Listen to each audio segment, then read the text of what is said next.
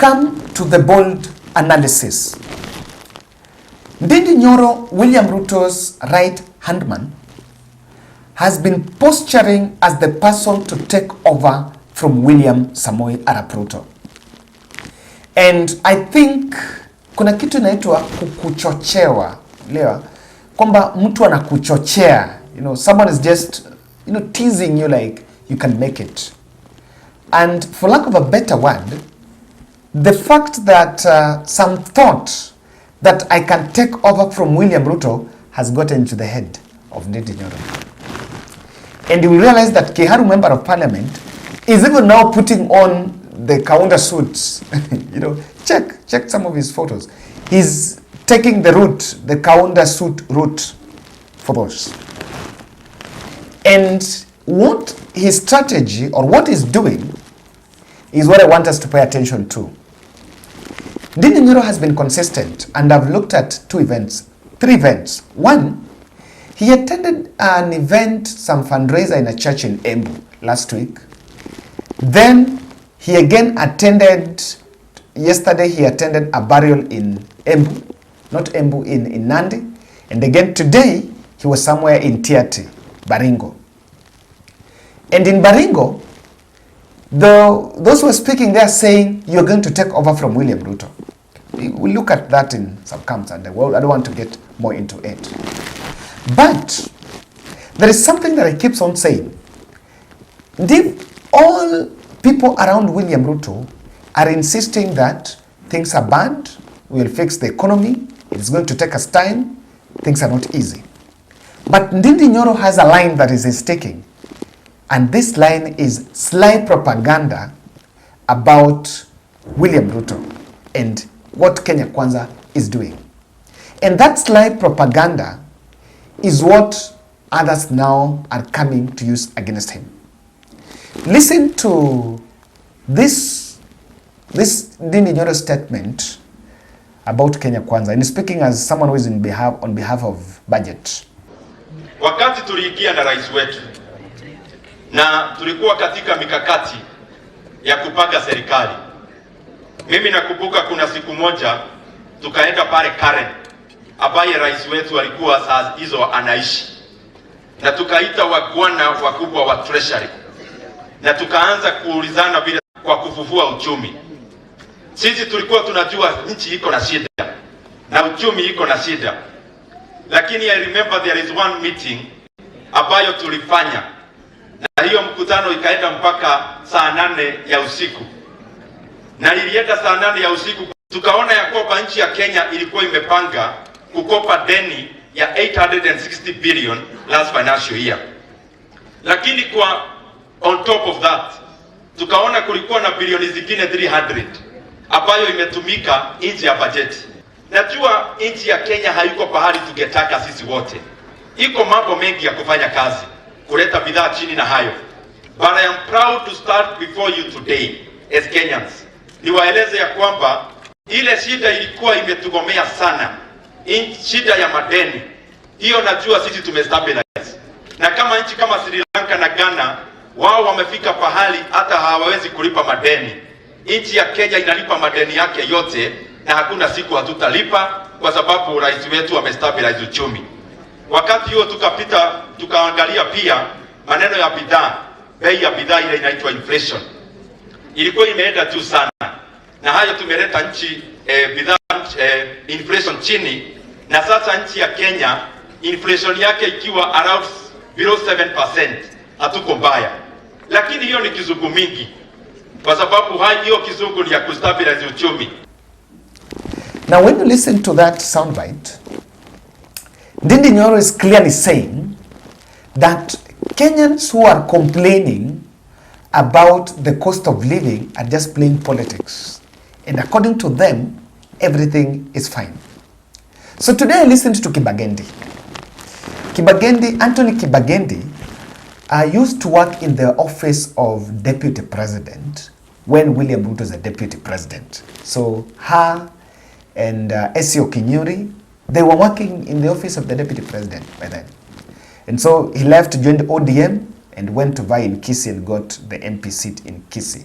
So that's how Anthony Kibageni got his way into elective politics, even though he had been vocal even earlier. And this is what he was saying about what the Nyoros are saying. Kutudanganya na apunguze mambo ya ushuru. Mafuta awache kutudanganya kuwa ni bei ya kule ngambo. Half of the price of fuel in this country is taxes ambazo zinaenda kwa serikali. Na yeye Uhuru Kenyatta alitembea 56 countries in 10 years. Yeye in 1 year ameenda 39 countries. Leo asubuhi tena yuko Kongo. Hiyo ndio tulimchagua aende kufanya. Na ile hela ambaye anatumia, sababu rais atembei peke yake, anatembea na watu karibu 25, mamilioni ya pesa ambayo ingetusaidia hata kwa NHIF. Tena ameongeza ile ambao tunalipa kwa NHIF, amekata tena kwa mshahara yetu. Hata sisi wajumbe tunaumia. Kwa hivyo nawaomba tafadhali mzungumze na rais, ajue sisi tunaumia kama wananchi, ajue tunataka tufanye kazi na yeye. Kwa hii contract tumempea ya miaka 5, lakini vile naona ni 5 tu tumempatia. Kwenda mbele pia sisi tunajipanga. Donge kamano. Asanteni sana, wakati wa mchango tutakuja kutoa. Asante sana. So there is something that I think Kenya Kwanza is getting wrong. And what they're getting wrong is messaging. Communication. I want to agree. There is a school of thought that William Ruto is maybe doing something. He might have a good ambition, on long-term ambition. But is it something that he's the only one who knows, and it's not well communicated? For example, if you listen to something that Nyoro said there, it's talking about how we've stabilized debts and all that, and some billions and those millions and that. And I'm asking, hata yeye unasikia nikisema hiyo kizungu ni mingi. Do Kenyans understand the worry of a Kenyan now?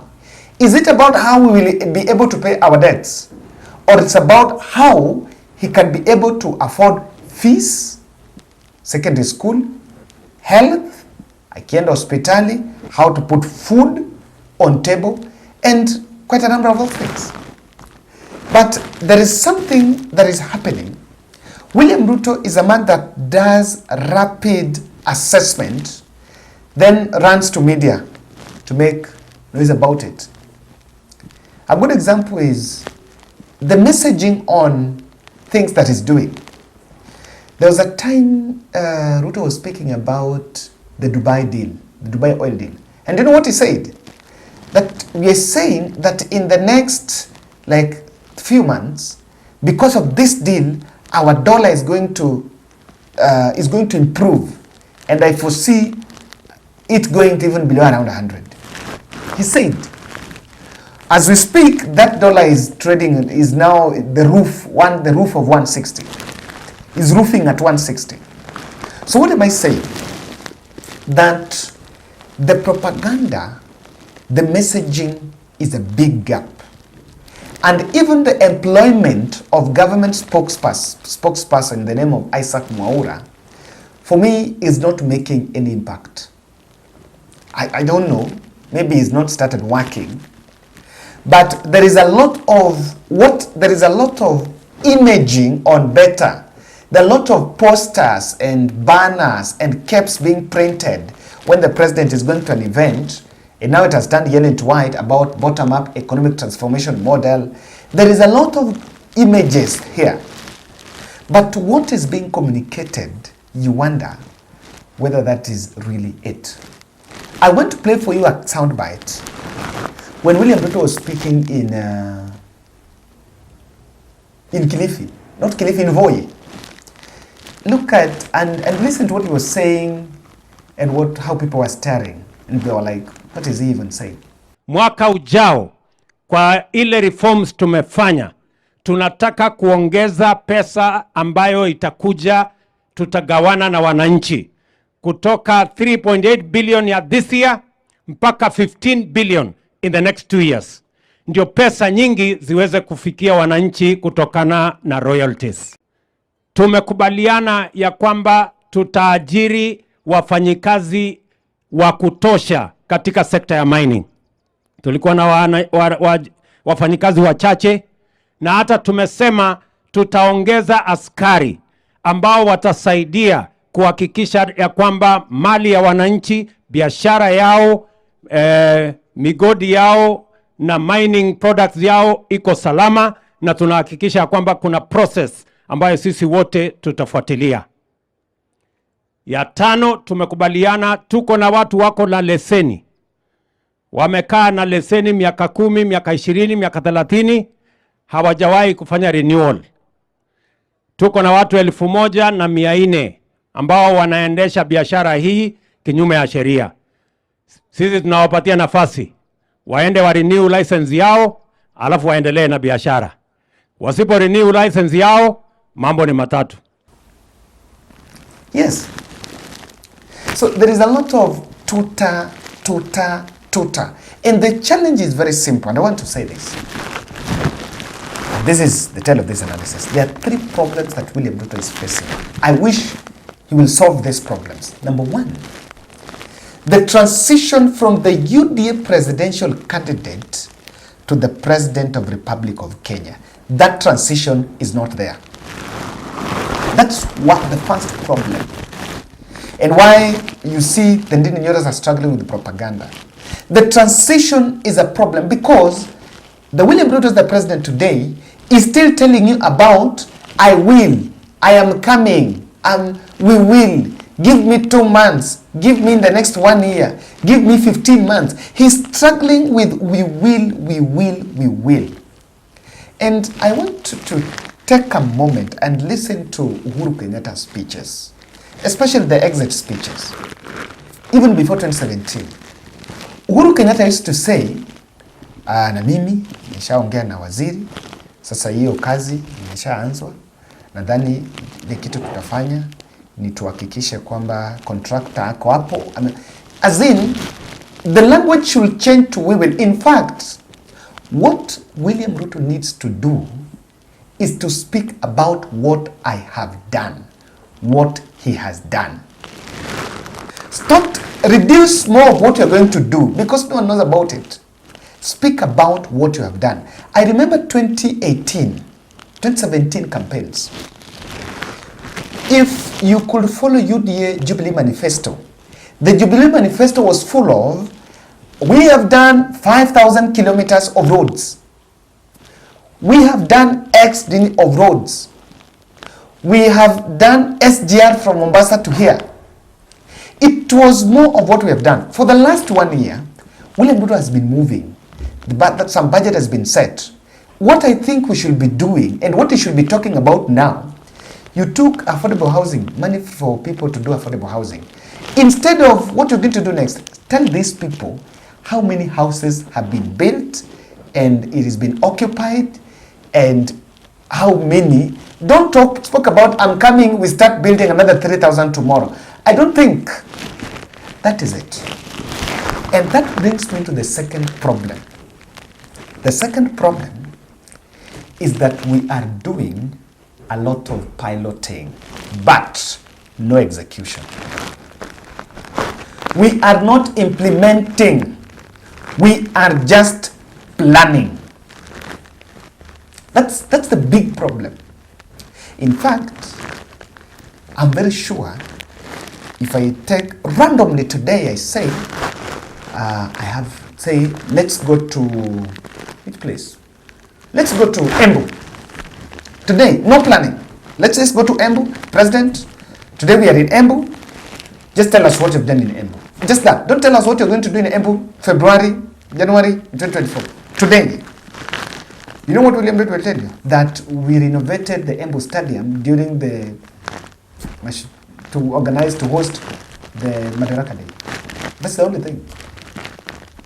The other point will be, I have organized with the governor, we are going to plan that, I've spoken with the MP to set that budget, the governor is going to pay half. That part of it is not necessary. Number 3, the third problem William Ruto has faced, and that's why the Nyoros have to slide to the propaganda, is, let me say this, is as in globalization. I don't want to say globalization, but global excuse. The global excuse is this. You know, it is true that the cost of fuel is up. It is not true that because the cost of fuel is up in Tanzania and Uganda, it is not a justification for us for the fuel to be up. It is also not right that because the cost of fuel is up in US, it must be up here. There are other African countries that are not crying about fuel. So, we have taken the global excuse too far. It's here with us. We had COVID-19. It was a global excuse. So that global excuse has become a soft landing for government where after, if something is up, oh, it is Russia. I listened to Ruto when he was asked about something on fertilizer. He's saying, you know what? Fertilizer is up. We cannot get fertilizer. The price of fertilizer is up because of Russia. And yes, it has affected disruptions. But aren't there solutions we can have here? For example, fuel. Are there things we can do here for now? If that fuel, if the price is going to maybe change, maybe stabilize after some few months. But are there things that as a country we can do? Can't we stop all these other projects on these other huge roads and stabilize fuel? Can't we subsidize fuel? Can't we? There is a problem because of that global excuse. And the global excuse is not going to be tenable in the next general election. You cannot tell Kenyans about the global problems throughout because Kenyans cannot put food on the table. Now, are you going to tell us that because Kenya shilling is not improving, we are, that's why we have to scrap the secondary school capitation? As we speak, CBK and Treasury, CBK is saying Kenya shilling is overvalued. Both of them are giving contradicting statements on why our shilling is not doing well. Last, let me tell you, and let me give a good example. Why is the price of maize down now? Is it because of fuel? What is it? Why is it? By the truth of the matter is the cost of unga relatively is down, around 170, 160, 180. Yeah. Why? Because people harvested. So after harvesting, after the end of it, it will come up. Now, after harvesting, the government, the farmers were crying that they can't sell that maize to anyone and they were selling it to Uganda. Look at that. We are getting it wrong. And that is why what Nyoro is saying is actually backfiring because we cannot put the act together. Thank you, ladies and gentlemen. Let's meet in the next podcast. I've been here for the last a few. I think I spent my night here, and it's quite amazing. It's quite an amazing place. So I want to show you the other spaces, but this is literally what that living room looks like. You really love it. So let's go. Now, the other place I want you to see. This is the dispenser. Yeah, this is the dispenser, and they have Wi-Fi, so you should not even worry about your internet. And I've used it; it's quite very fast, so you can be able to run your errands if you want to work online. You want to just keep up. You also want to watch the Bold podcast. You'll be able to get that. So on this end is now double bed. This looks amazingly beautiful. I'm telling you. This is good. You know, this is a place that sometimes kwa maisha pia unajitibu. You just pia unazoea hii, you get used to this one. It's quite good space. And then I've realized by the guys, the cost is a bit